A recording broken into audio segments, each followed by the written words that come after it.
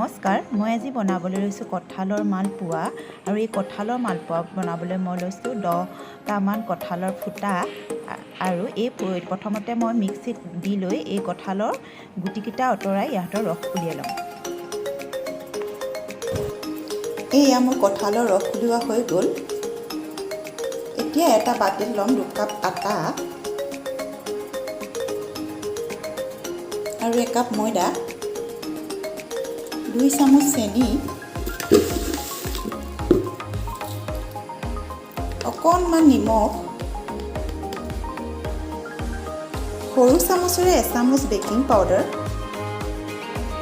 এতিয়া আমি এইখিনি মিলাই ল'ম এনেদৰে। এতিয়া কঁঠালৰ ৰস দি ইয়াত আমি মিশ্ৰণখিনি বনাই ল'ম। কঁঠালৰ ৰস একেবাৰে বহুত দি নিদিব, অলপ অলপকৈ দি ঢালি ঢালি বনাব।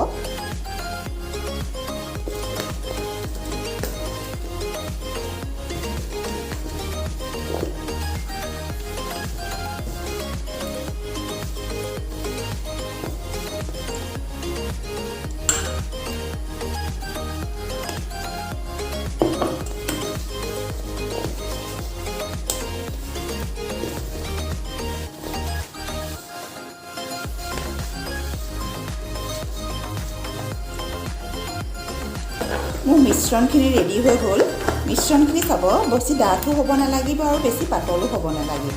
মোৰখিনি অকণমান ডাঠ হৈছিলে কাৰণে মই ইয়াত অকণমান পানী মিক্স কৰি মিশ্ৰণখিনি বনাই লৈছোঁ। চাওক, এনেকুৱা হ'ব লাগিব, বৰ বেছি ডাঠো হ'ব নালাগিব আৰু বৰ বেছি পাতলো হ'ব নালাগিব।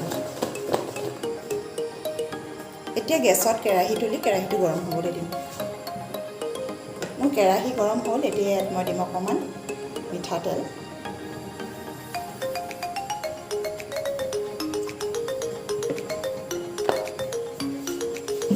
আৰু অলপ দিম ৰিফাইন তেল।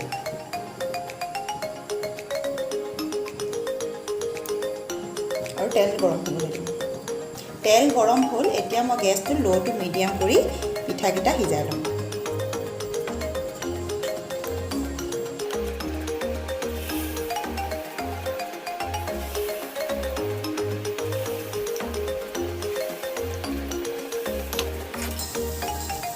এটা পিঠি ৰঙা পৰি আহিলে আপোনালোকে পিঠি কৰিব।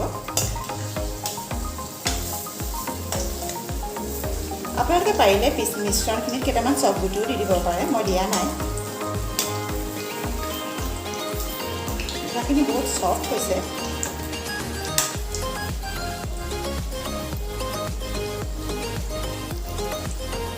আমাৰ মালপোৱাকেইটা প্ৰায় হৈছেই, 2 পিঠি ৰঙা পৰি আহিছে।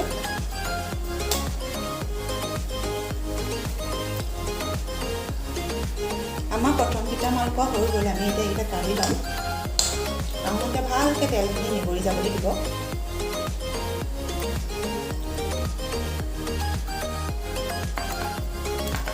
এইদৰে আমি বাকীকেইটা মালপোৱা বনাই লৈছোঁ নহয়। বাকীকেইটা মালপোৱা এনেদৰে বনাই লৈছোঁ।